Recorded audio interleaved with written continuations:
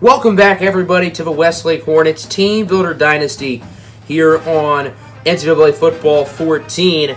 As today, the Hornets return home for some non-conference action, and they'll be taking on the 6-3 South Carolina Gamecocks, a very respectable football team residing from the SEC. Looking at our number 6 ranked 7-1 Hornets, the big storyline this season has been the quarterback battle between Rodney Allen and Stephen Westwood. And it was only supposed to last a few games, but it has lasted 8 games because it's been very evenly matched since the start of the season. However, the past couple of weeks, Stephen Westwood has outperformed Rodney Allen, and because of that, the quarterback battle is over, and Stephen Westwood is now the full-time starter at the QB position for Westlake. Westwood has played in, I believe, 10 games in his career. Obviously, all 8 this year. Got a little bit of playing time in blowouts last year. This is his first start, which is crazy. Also, with Rodney Allen, his camp suggests that he might want to transfer at the end of the season. For right now, he is still suited up, ready to play, but might want to transfer once the season ends. He is only a junior, remember. So here we go. Let's get this game underway. Westlake will start on defense, as pretty much usual. Westlake's defense has been very inconsistent in recent weeks, and this is one of the better offenses in the SEC, so it's going to be a challenge, as Westlake has not defended these out routes at all the past month or so. These out routes have worked so perfectly against the Hornets for consistent gains of 17 to 20 yards. There's a perfect example. 3rd and 9 for South Carolina. It's a screen for Dustin Wilson. It's another 3rd down, this time 3rd and pretty much goal at the 6. Can Westlake get the stop? Smith, under pressure, gets it to Perry, and he is pushed out. Big hit from John Paul Patterson. Not necessarily a big hit, but an important one because that prevents a touchdown. I respect this call. 4th and 1. South Carolina is going to go for it, and when you're playing a team as good as Westlake, you got to take some risks, and this one works. Dustin Wilson finds the end zone, and the Gamecocks are on the board first. Stephen Westwood is now the full-time starter at the quarterback position. He does not have to worry about getting benched, and maybe he'll play better. Maybe he'll play worse. For that matter, we'll just have to see. Westwood's first pass is... No, it's not going to be a pass. It's a run. He has some wheels, and he gets 16. Very nice run from Stevie. Rodney Allen is the more efficient passer than Stephen Westwood. However, Westwood is better with his legs. He creates more big plays in the run and the pass game. And I think he is better catered to this offense. Obviously, his brother is also one of the wide receivers, so that helps. 3rd and 6, he launches a prayer for Alria Yaluko, and it's caught for a gain of 24. Westlake gets really lucky with that play. First quarter is in the book. South Carolina leads at 7-0, but the Hornets are marching on the goal line. Stephen Westwood actually just strained his calf. As you can see, he is back in the game. He is fine, but I think it is worth noting. Here's the senior, Jason Gibbs, going to run in for the score, and the Hornets will tie it up at 7. South Carolina needed a gutsy 4th down to get points on the board last drive, but it worked. This game is tied at 7. Here returns the offense. Wilson on 2nd and 6 going backwards. The junior, Marcus Wilson, with a really hard hit. 3rd and 7 for South Carolina. They don't want to have the first punt of the game, as Smith gets it to Minor, and that's a minor gain. I just ruined my own joke. Doesn't matter because they don't get it. This play clock is almost down to 0. Westlake does snap it in time. Westwood scrambling. Now going to look for his tight end. What a catch by the redshirt freshman, Reggie Herman. One-handed snag for a gain of 17. 4th and 2. Westlake is going to go for it. No Stephen Westwood because he just got another boo-boo. So we'll have to monitor that. Rodney Allen back in the game. Handoff for Cummings, and the gutsy call works. John Cummings gets 7, but that's all he needs to convert the first down. Even Westwood suffered back spasms, and as you can tell, number 12 is back under center, so Stephen Westwood obviously was good to return. Fakes the handoff for Ayaluko. Still not gun-shy about running it, but he does get sacked. Losing about 4, and the Hornets call a timeout. It's Higdon who makes the play. I think the Hornets are certainly in field goal range now, so they probably wouldn't go for it here. But maybe they get the conversion, and we won't have to worry about that. And indeed, Alria Yaluko gets 19. Hornets just called their second timeout. They're down to 1. 33 seconds left in the half. Second and goal. Westwood has an open man in the end zone. It's the Edmonton, Canada native, Noah Newton, with the score. Stevie is 6 for 9. Nice. And the Hornets will likely enter the locker room with a 14-7 lead. South Carolina does have all 3 timeouts. Maybe they can get a quick drive, or maybe not. Jarrell Smith is sacked by the slot cornerback Anthony Mitchell. I think that'll do it for half number 1. Stephen Westwood has been very efficient today. However, we have not seen a lot of big plays. This makes me feel like Westwood is playing like Rodney Allen right now, which is kind of funny. Here's Ayaluko. He gets popped. Does get 15, though, so that's fun.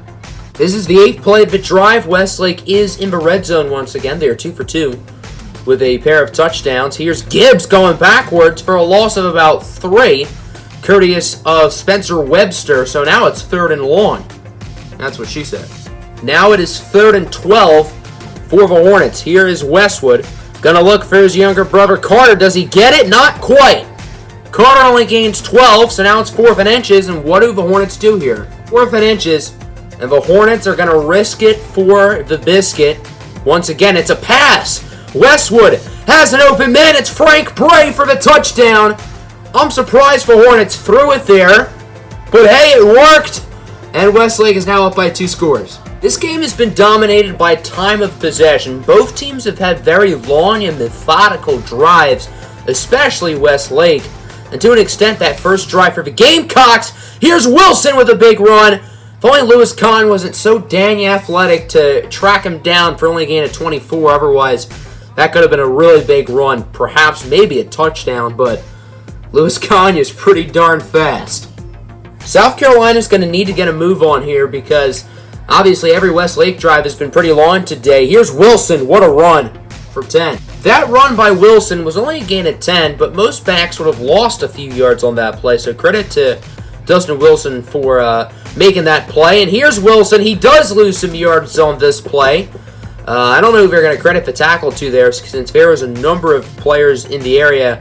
I think that was Ray Johnson who mainly made that play, so I think you got to give him the credit, number 96. 3 quarters down, 1 to go. Your score, 21-7. This has been a very slow-paced football game. Certainly a different style of play for most Westlake games. 3rd and 6. Jarrell Smith is incomplete. If you're South Carolina, you got to go for it here, I think. Yeah, this is the right call. 4th and 6. The Gamecocks are wisely going to go for it. Jarrell Smith going to look to throw it. Short pass for Wilson. That's a bad decision, and Lawrence McCoon is right there to bring him down. No conversion. Score remains 21-7. Westlake's drives have all been very long today. That's what she said. So this is their best opportunity to really continue to chew some more clock and have a very long drive.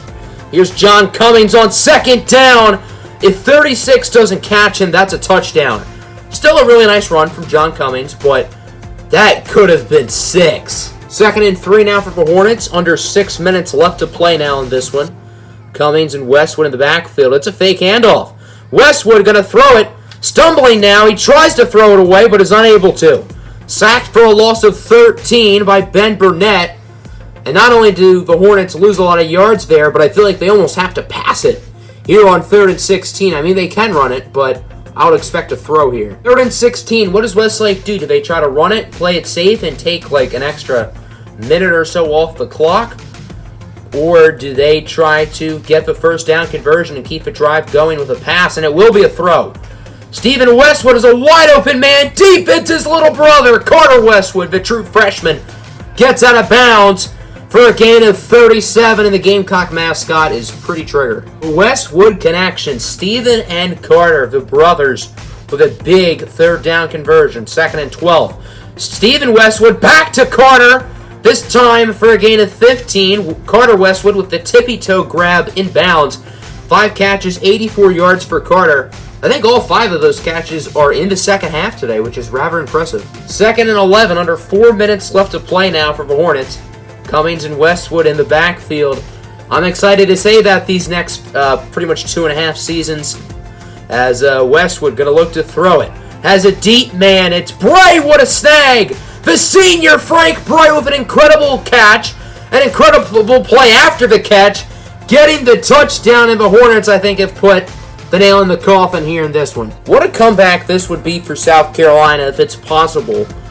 About 3.5 minutes to go. Smith on first down over to Minor. That's a fumble! It is recovered, however, by George. 4th and 3. The Gamecocks still think if they get this conversion, they have a slight chance to win. I mean, it's worth this shot. I would go for it here, too, so I can't blame him. Toss for Wilson. There's no way he gets this, and he does not. Getting 0 yards on the play. 17 for 20, 250 yards, and 3 touchdowns. That's one hell of a stat line for Stephen Westwood. He has played one of his best games. Look at Jason Gibbs putting a body bag on that defender, stiff arming another one inside the 10. What a run from Jason Gibbs. That's a tough play by a tough football player. Under 2 minutes left to play. It's going to be an option. Westwood, late toss for John Cummings. He will truck his way into the end zone. Hornets putting some salt on the wound. And yeah, this game's pretty much over if it already wasn't. 35-7, not looking good for the Gamecocks. They're pretty much playing for pride. They can't even play for pride well.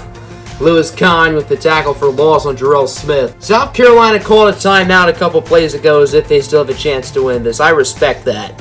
Here's Jarrell Smith. He is going to get sacked by Ray Johnson. Marcus Shelton there as well. Do they go for it? Do they punt? Do they kick? What do they do here on 4th and 1? I don't know. I should have figured they're going to go for it. I don't know why I questioned that. Here's the fullback, Joseph Jenkins. He does convert. Will South Carolina get it off in time? They won't.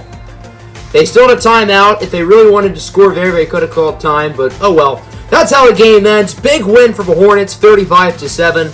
Stephen Westwood looked like a rock star out there. He absolutely killed it. I don't think I've seen Stephen Westwood play better. So for him to not worry about the starting job and see him play his best game, it was very good to see. This is the best Stephen Westwood we have seen in a Westlake Hornets jersey, so hopefully he continues to play well. Big win for Westlake, 35-7. They improved to 8-1. Hope you guys enjoyed. Make sure to like and subscribe if you're new. Have a good one. Peace.